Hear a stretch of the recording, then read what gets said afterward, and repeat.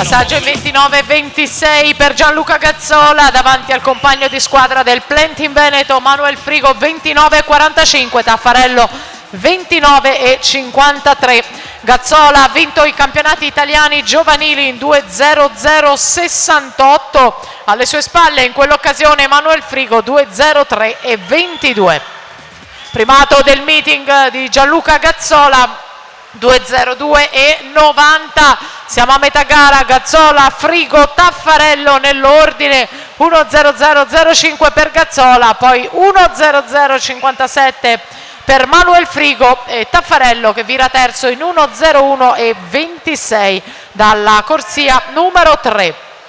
Gianluca Gazzola, vincitore come detto del Festival Olimpico della Gioventù Europea, ha vinto i 100 d'orso in modo magistrale, 2 ori ai campionati giovanili farciti da un argento nei 200 stile libero, il bronzo nei 50.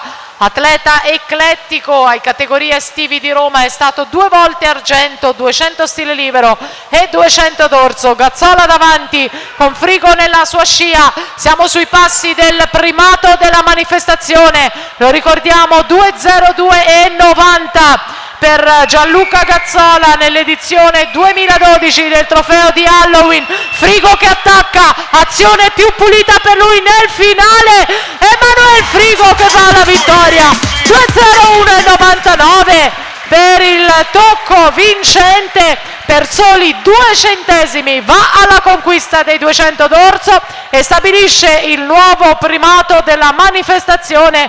Gianluca Gazzola è